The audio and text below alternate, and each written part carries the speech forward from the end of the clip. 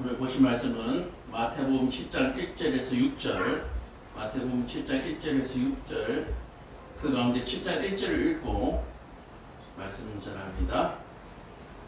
제가 읽겠습니다. 비판을 받지 아니하려거든 비판하지 말라. 아멘. 자, 특별한 광고는 없고요. 어린이날에 또 어버이날에 가정의 달입니다. 가족들의 화합된 화목한 시간들을 가질 수 있도록, 그리고 믿지 아니하는 가족들이 있다면 함께 복음을 전할 수 있는 그런 시간들을 원하고, 또 복음을 전하는 일 때문에 분쟁이 일어나지 아니하도록 지혜로운 은혜가 성령의 충만함이 있기를 바랍니다. 또한 석가 탄신일 우상에 아주 충만한 날이죠. 믿음에 흔들리지 않도록 이렇게 붙드시고, 이방인들과 또 우상을 믿는 사람들과 구별된 그런 삶을 통하여서 하나님께 영광을 돌릴 수 있는 그러한 은혜들이, 능력들이 충만해지시기를 축복합니다. 주신 예물을 위해서 기도하고 말씀 전합니다. 사랑이 많으시고 은혜가 많으신 아버지 하나님, 오늘 거룩한 주일을 맞아서 하나님 앞에 11조로 또 주일 감사의 예물로 드리는 손길이 있습니다. 하나님께서 은혜 베풀어 주셔서 드리는 손길들마다 복되게 하시고 믿음이 충만하게 하시고, 어떤 일이 있더라도 복음 안에서 지혜롭게 헤쳐나갈 수 있는 그런 잡초와 같은 생명력을 허락하여 주시옵소서. 무슨 일을 하든지 물질에 말미암아서 하고자 하는 일이 가로막히지 않도록 하나님께서 그 재정을 튼튼하게 도와주옵소서. 건강과 지혜를 주셔서 참으로 하나님 앞에 영광 돌리는 인생들이 되게 하여 주시옵소서. 예수님 이름 받들어 기도합니다. 아멘. 자, 오늘 드리는 말씀은 마태복음 7장 1절에서 6절로 타인에 대한 비판이라는 제목으로 말씀을 나누겠습니다. 타인에 대한 비판. 우리 다른 사람, 남의 말하기 참 좋아하죠. 그리고 남 흉보는 거 좋아하고요. 또 특히 지금 정치적 상황이나 사회적 상황에 굉장히 비판이 난무하는 시절입니다. 자, 이 시절에 제가 오늘 타인에게 비판하지 말라라고 하는 이 본문을 제목을 정한 것은 비단 사회적 현실뿐만 아니고요. 제가 유튜브를 보다가 하나의 그 재판 판결을 보고 한번 같이 생각해뒀으면 해서 오늘 말씀을 정했습니다. 뭐냐면은 이런 일이 있었어요. 어떤 젊은 여자가 누군가에게 쫓기면서 굉장히 위험한 상황에 처했습니다. 그래서 마구 도망을 가다가, 제가 본 영상의 내용이 그래요. 하여튼 그 영상과 조금 다르더라도 이 상황을 여러분들 한번 생각해 보시기 바랍니다. 젊은 여자가 그 위험으로부터 굉장히 도망을 가던 중에 차도로 뛰어들었습니다. 그리고 가는 차 앞을 가로막죠. 그리고 본네트를 두드리면서 살려달라고 얘기합니다. 도와달라고 얘기합니다. 그러면서 조수석 쪽으로 이렇게 돌아가서 아마 차를 타려고 했던 것 같아요. 근데 보통 운전 중에는 문이 잠기지 않습니까? 자동으로.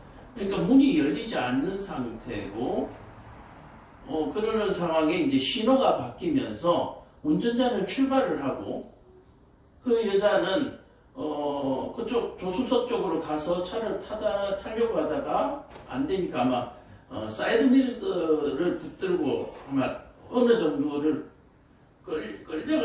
매달려가다시피 해서 하여튼 도망을 가다가 이제 차에서 떨어진 것 같아요. 그 이후의 상황은 이제 알지 못하겠고, 여자가 재판석에 나왔습니다. 이 팔에 붕대를 감고 나와서 이 여인이 이 젊은 여자가 고소를 했는데요. 누구를 고소를 했느냐면은 자기를 쫓아왔던 어떤 남자에 대해서 도움을 요청한 것이 아니라 자기를 도와주지 아니하고 그 차가 가버렸잖아요. 그 운전자에게 손해배상을 청구한 거예요. 근데 그 손해배상에서 법원 판결이 어떻게 나오냐면은 우리나라 아닙니다. 우리나라 아니에요. 어느 나라인지는 모르겠어요. 어떻게 나왔냐면은 그 운전자가 어떤 상황인지 알지 못하는 상황에 위험에 처할 수도 있는 입장이기 때문에 그 상황에 도와주지 않았다고 해서 피해를 보상해야 될 의무는 없다. 자칫 본인도 위험에 처할 수 있는 상황이기 때문에 도움을 주지 않았다고 해서 그 사람에게 죄를 물을 수는 없다라고 판결이 났어요. 그러니까 기각 판결이 난 거죠. 오늘 저와 여러분들이 한번 생각해 봐야 될 문제죠. 바로 이 문제. 과연 이 운전자를 도와주지 않냐고 신호가 바뀌면서 그냥 출발을 하고 어느 정도 그 차에 매달려서 가다가 떨어졌어요. 그 상황에 그 운전자의 죄를 물을 수 있는가? 라고 하는 장면. 근데 법원에서는 그 위험한 상황에 반드시 뛰어들어야 할, 도와주어야 할 의무는 없다라고 얘기합니다. 상황을 한번 제가 생각하면서 이런 상황인 거예요. 집에 불이 났어요. 밖에서 보니까 안에 사람이 있어요. 근데 불이 맹렬해요. 밖에 있는 사람들이 들어가서 그 사람을 구해주지 않았을 때에 죄를 물을 수 있는가? 일반인들은 또 제쳐놓고라도 소방관이에요. 소방관인데 과연 접근할 수 없는 상황에 위험 상황인데도 불구하고 거기에 들어가서 반드시 구해내야 하는가? 그래서 만약에 구해내지 않았을 때 소방관에게 직무유기의 죄를 물을 수 있는가? 라고 얘기하는 거예요. 우리가 영화나 드라마에서만 봐도 위험한 상황에서는 지휘부에서 소방수들이 접근하지 못하도록, 들어가지 못하도록 제재를 가하죠. 그럼에도 불구하고 또 주인공은 또 들어가서 사람을 구해온다든지 또는 주인공은 아니더라도 또 약간 비중 있는 사람은 들어가서 거기에서 사람을 구해두고 죽는다든지 그런 상황을 우리가 많이 봤잖아요. 근데 법원 판결은 거기에 대해서 죄를 물을 수 없다라고 해요. 소방관에 대해서 직무유기에 죄를 물을 수 없다. 뭐 이런 판결이 나온 거예요. 우리는 얼마 전에 또 세월호의 메추기를 또 지났습니다. 초등학교를 가니까 또 노란 리본들을 막 달아놨더라고요. 저는 왜 그런 것들을 학교에 아이들에게 그렇게 계몽을 하는지 잘 모르겠어요. 기억하는 건 맞는데 지금은 지극히 정치적인 내용이거든요.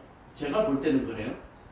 근데 그 초등학교에다가 그 노란 리본을 달고 또 그날의 사건들을 또 상상하고 제기하도록 만드는 일들. 아이들은 뭐 잘 모르겠지만 만약에 정치적인 뉴스를 함께 그것을 접하게 된다면 굉장히 정부에 대한 불신을 가지게 되고 또 공권력에 대한 굉장한 불신을 가지게 되죠. 해양경찰들이 왜 그때 구하지 않았는가? 누가 죄인인가? 뭐 여러 가지에 휩쓸리게 되는데 이제는 학교에 그렇게까지 할 필요는 있겠나 싶은 생각이 드는데 불구하고 하여튼 그렇게 학교 아주 들어가는 그 현관에다가 그렇게 해놓은 것을 봤습니다. 자, 타인에 대한 비판 오늘 한번 보도록 하겠습니다. 성경에는 오늘 뭐라고 얘기를 나와 있는가? 비판을 받지 아니하려거든 비판하지 말라. 자, 우리가 7장 1절에 나오는 딱 첫 구절에 보면은 비판하는 것에 대해서 굉장히 부정적이면서 소극적인 부분으로 접근을 하고 있습니다. 자, 2절에 보면 너희가 비판하는 그 비판으로 너희가 비판을 받을 것이요 너희가 헤아리는 것에 그 헤아림으로 너희가 헤아림을 받을 것이다 라고 얘기를 나오는 거예요. 자, 이 얘기를 여러분들 잘 생각해 보세요. 비판하는 그것으로 너희도 비판을 받을 것이다 라고 얘기하는 것에서 여러분들 혹시 힌트를 얻으셨어요? 비판하는 사람들은 비판하는 데에 목적이 있지 그 문제를 해결하려고 하는 일에는 소홀하다라고 하는 것이 바로 여기의 표현이에요. 비판을 하지 말라는 얘기가 아니죠. 그러니까 비판을 하되 비판을 하는 것보다 그 비판의 문제가 된 부분의 문제 해결이 더 중요하다는 것을 성경은 얘기하고 있습니다. 여러분들 오해하시면 안 돼요. 비판하면 안 된다는 얘기는 절대 아니에요. 비판하는 것은 맞는데 불법을 비판하는 것은 맞는데 그 불법을 비판하는 그것으로 너도 비판받는다는 얘기예요. 이 문제를 해결하지 않으면 네가 대통령이 되든 네가 경찰서장이 되든 네가 어느 기업의 오너가 되든 이 문제를 해결하지 않으면 똑같은 비판에 들어간다는 얘기죠. 노조와 회사와의 관계도 마찬가지입니다. 문제를 해결하지 않으면 비판은 끊임없이 사회를 양분화시킨다라고 얘기를 하는 거예요. 노조의 문제를 보면 이런 게 있죠. 월급을 몇 %, 상여금을 몇 천만 원, 요구하는 경우가 있습니다.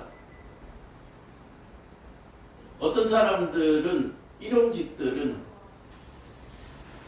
연봉의 몇 배가 되는 금액을 상여금으로 지급을 받고 또 월급을 인상을 해달라는 조건으로 파업을 하더라고요. 잘못된 건 아니죠. 그런데 중요한 것은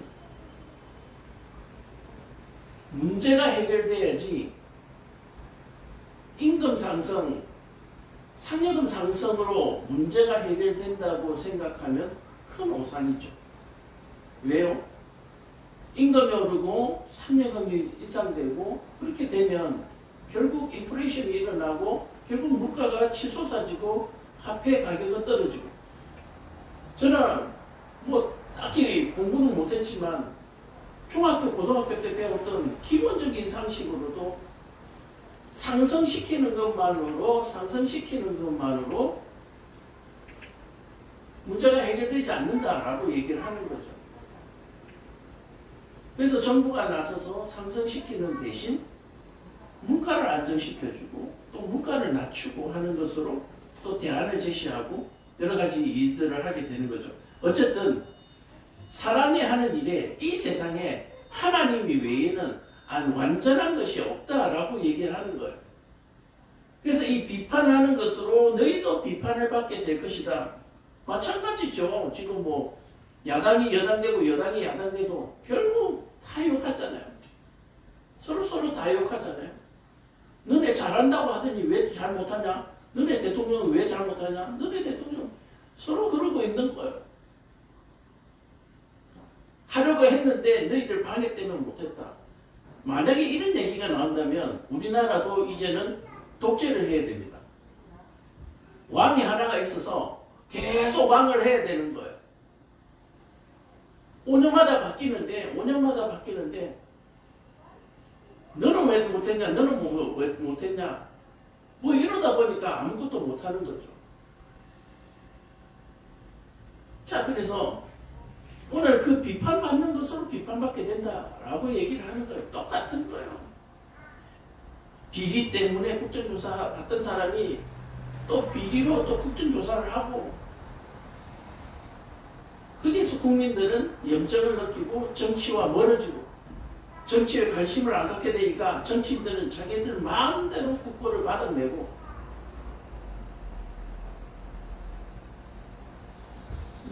누가 잘못하고 잘하고가 없어요 지금. 자, 그래서 비판하는 사람들은 비판하는 데만 열을 올리지 문제 해결에는 관심이 없다는 거예요. 자기가 야당 됐을 때는 반대하다가 자기가 여당 되니까 또 그걸 좋은 거라고 또 가지고 오고 그래요. 그러니까 자기가 하는 로맨스고 남이 하면 불륜인 거예요. 여러분들 그거 정확하게 보셔야 돼요. 자, 그래서 여러분들 비판하는 사람들을 비판하지 마시고, 또 비판하시던 분들도 이제 비판을 멈추시고, 비판하는 이유를 듣지 마시고, 그 비판하는 것을 그러면 어떻게 하면 해결할 것인가, 해결책을 물어보셔야 되는 거예요.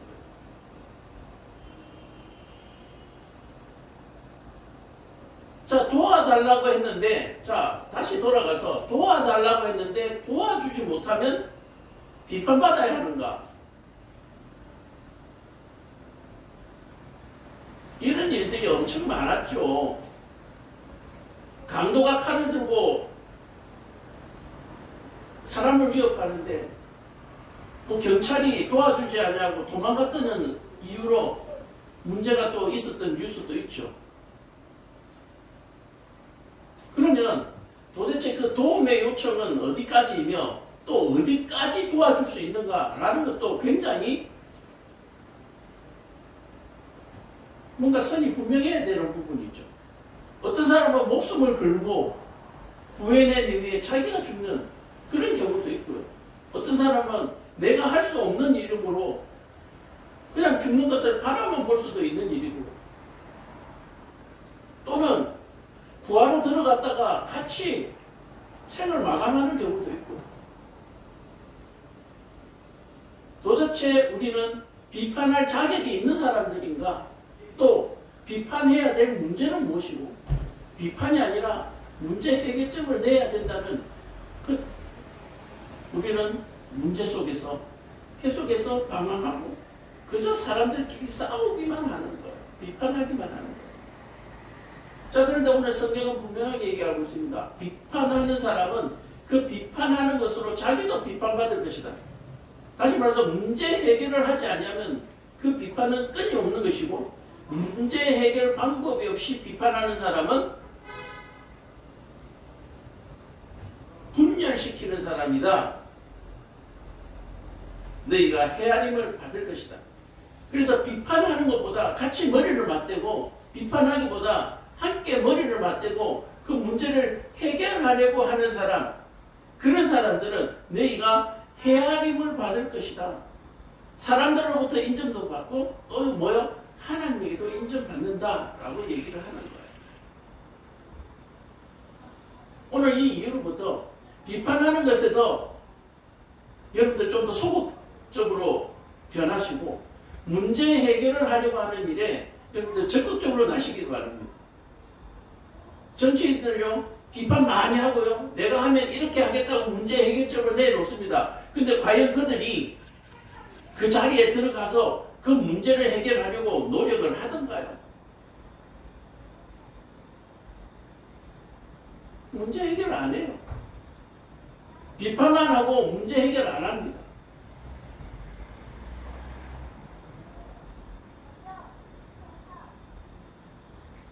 그래서 사실은 대통령은 따로 할 일이 없어요. 국회에서 여러 당의 국회의원들이, 국민의 대표들이 머리 맞대고 제일 좋은 안을 올리면 대통령은 그냥 승인해주고 칭찬해주고 상 주면 되는 거예요.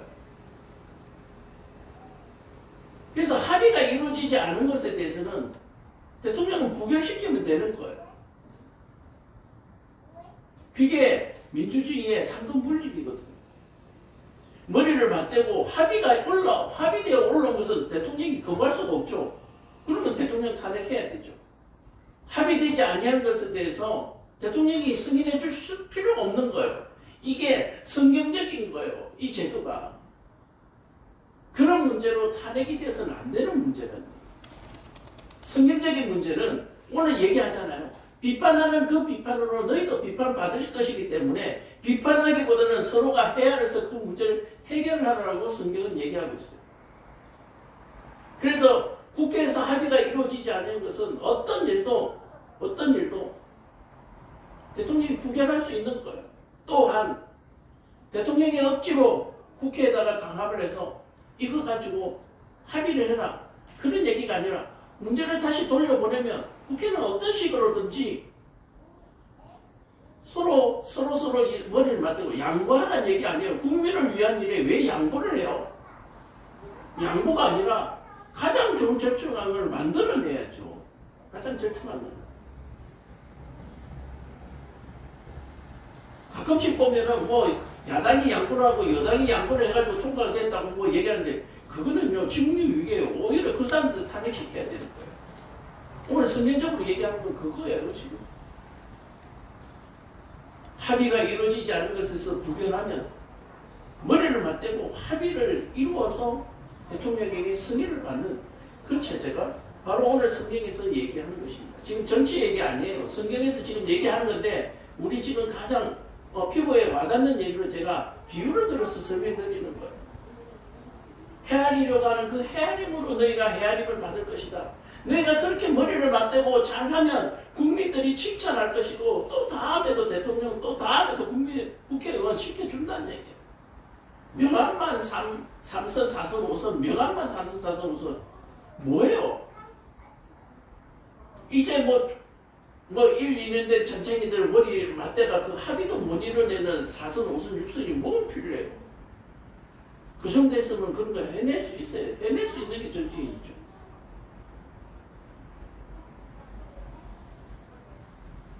자, 그래서 어찌하여 형제의 눈에 있는 티는 보고 내 눈 속에 있는 들보는 깨닫지 못하느냐. 자, 여기서 눈 속에 있는 티와 들보를 얘기하죠. 이게 무슨 얘기입니까? 이게 개인주의고 패권주의예요. 자기 것만, 자기 게 우선이라는 얘기예요. 우리 게 우선이라는 얘기예요. 자기 게 우선, 우리 것이 우선이 아니라 가장 시급한 게 우선이 돼야 돼요. 가장 시급한 것이 우선. 자, 보세요. 제가 지난번에 얘기했잖아요. 다 죽겠대요. 힘들어서 죽겠대요. 죽겠다고 해서 한번 보면 제가 제일 죽겠더라고요.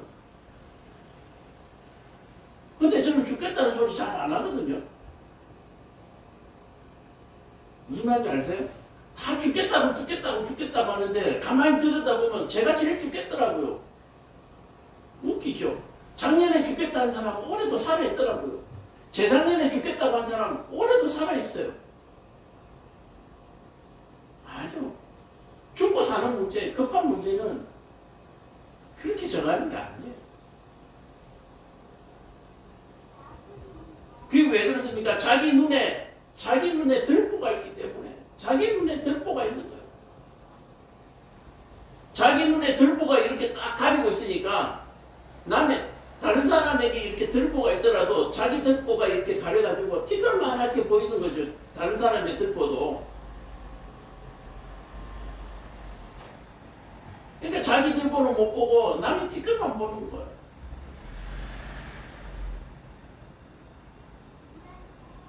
보라, 내 눈 속에 들보가 있는데 어찌하여 형제에게 말하기를 나로 내 눈 속에 있는 티를 빼게 하라 하였느냐. 국회의원들 보세요. 저놈들 못하니까 나를 보내달라고 국민들한테 거짓말 하잖아요. 자기 눈에 들보가 있는 것도 모르면서. 이해가 되세요? 자기 눈에 들보가 있으면서 저놈의 티끌을 뽑겠다고 나를 보내달라요. 나를 보내달라요. 지금 다 국회의원들이 그런 거죠. 나란 일 하는 사람들이 다 그 모양이에요.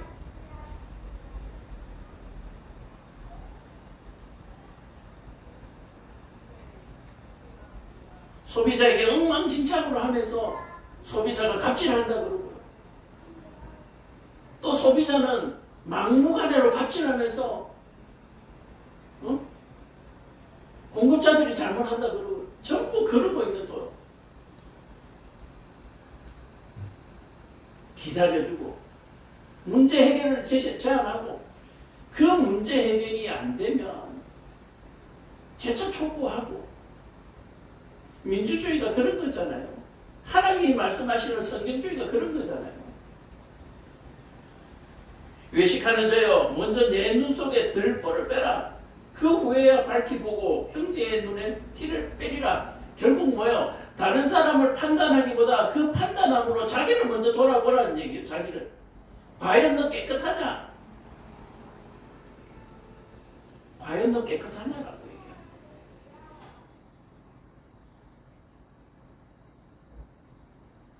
거룩한 것을 개에 주지 말며 너희 진주를 돼지 앞에 던지지 말라. 그것들이 그것을 발로 밟고 돌이켜 너희를 찢어 상하게 할까 염려하니라. 자, 여기에서 뭡니까? 거룩한 것이 뭡니까? 진주가 뭡니까? 이런 개들에게 권력을 주지 말라는 얘기예요. 이런 개들에게.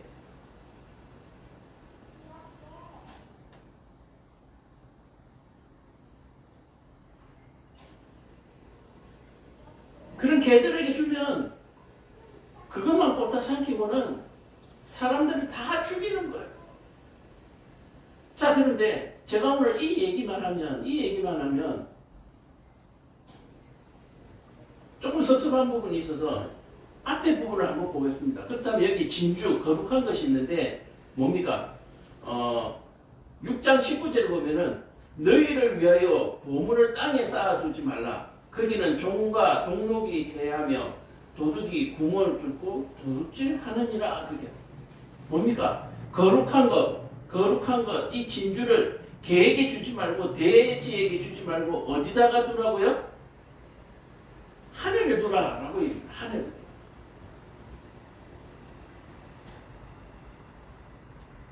자, 우리는 일반적으로 예수님을 안 믿는 사람들도 하늘나라, 좋은 나라죠. 천국, 하나님 나라, 좋은 나라잖아요.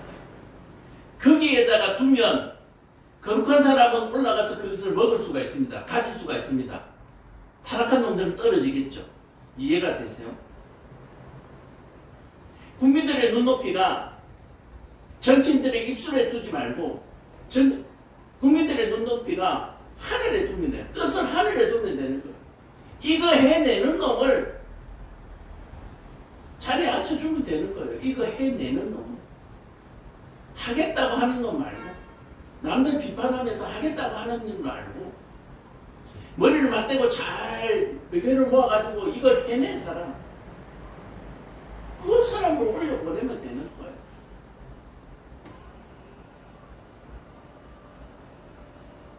하겠다고 하는 사람 말고. 자, 그런데 참 재밌는 것은요, 19장 21절을 제가 한번 읽어드릴게요. 마태복음 19장 21절에 보면 뭐라고 나오느냐. 예수께서 이르시되 내가 온전하고자 할진대 가서 내 소유를 팔아 가난한 자들에게 주라. 그리하면 하늘에서 보화가 내게 있으리라 하고 그리고 와서 나를 따르라 하니라.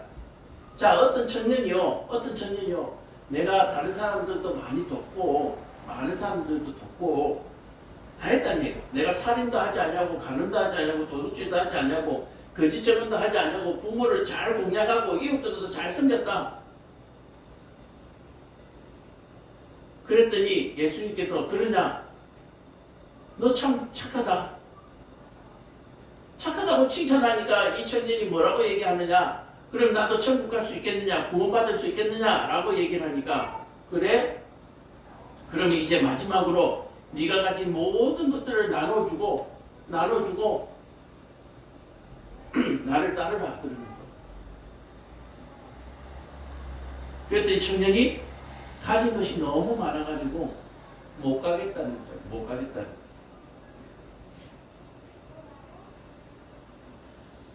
자, 그래서 제가 앞에 6장 19절 읽었죠. 보물을 하늘에 쌓아두라 라고 얘기했잖아요. 보물을 하늘에 쌓아두라. 그리고 이 청년에게는 뭐요? 그 보물들을 이웃에게 다 나눠줘라. 그리고 나를 따르라.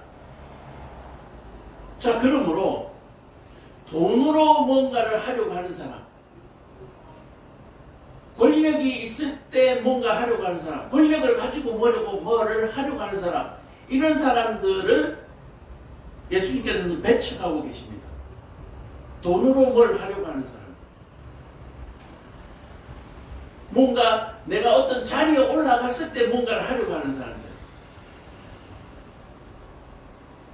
자, 그렇다면 오늘 우리가 타인과 비판을 하는데 우리가 옳은 지도자들, 어떤 사람들을 옳은 지도자로 뽑아야 하느냐, 여러분들 잘 생각해 보세요.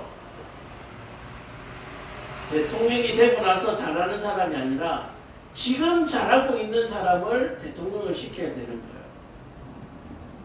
이해가 되세요? 지금 부자 청년에게 얘기하잖아요. 이웃에게도 잘하고 부모에게 효도하고 살인도 하지 않냐고 거짓 증거도 하지 않냐고 착하게 그야말로 세상의 의인으로 살았는데 예수님께서 네가 가진 것을 다 이웃에게 나눠주라 그러잖아요.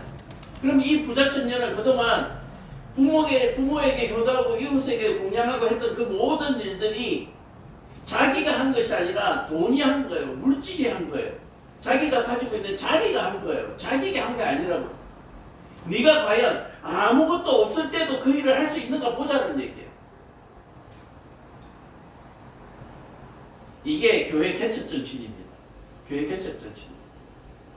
교인이 하나도 없고 재정이 하나도 없고 올바른 제대로 된 교회 성전도 제대로 없다.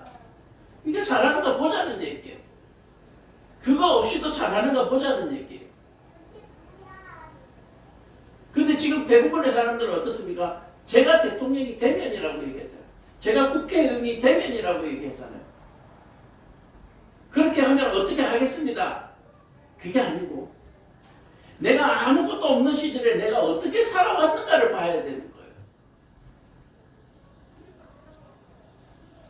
내가 아무것도 없을 때 어떻게 살아왔는가를 봐야 된다고요.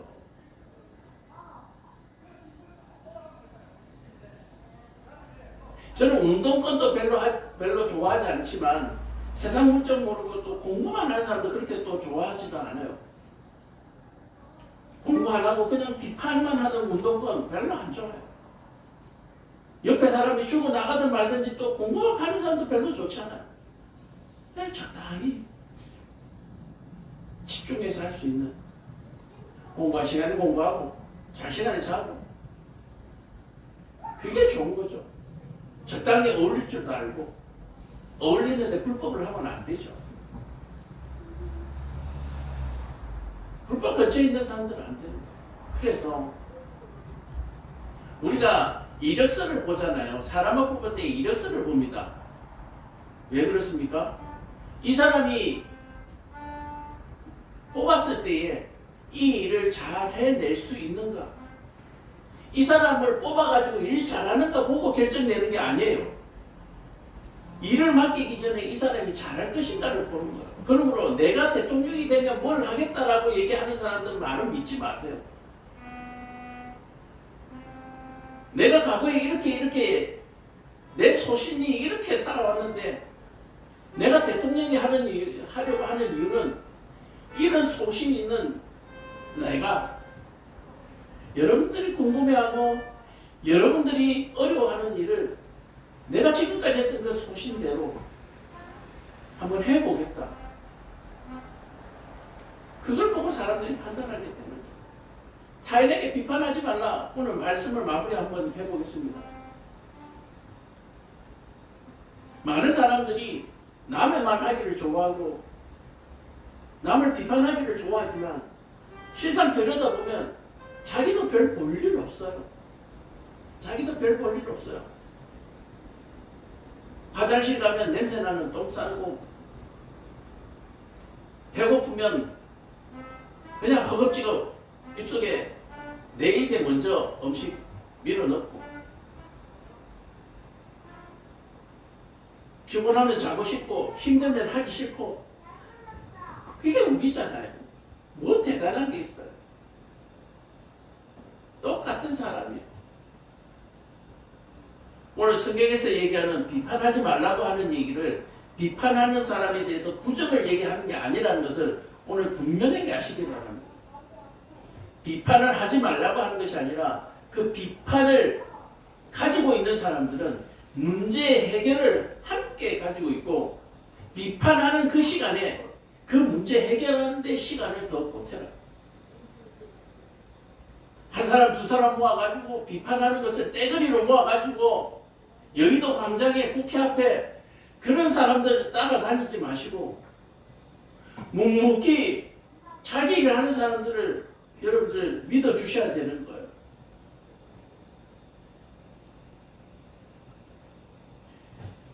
비판을 가지고 있으면 자기 보좌관들, 자기 연구진들 데리고 문제 해결을 해가지고 그 방법을 국회에 상정해가 내야죠.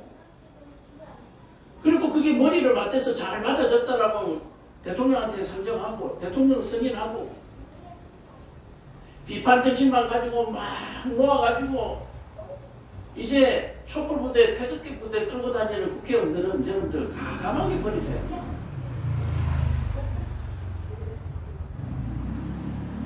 노조 결성해가지고 총파업하고 공장 기계가 멈추도록 하는 그런 노조들은 다 썰어내세요. 여러분들이 썰어내야 돼요. 여러분들이 그런 사람들을 위에다가 올려놓으니까 그런 사람들에게 자기 회비 모아서 세금 모아서 하니까 일이 안 되는 거예요. 그런 사람들 이번에 싹 갈아버려야 돼요. 싹 갈아.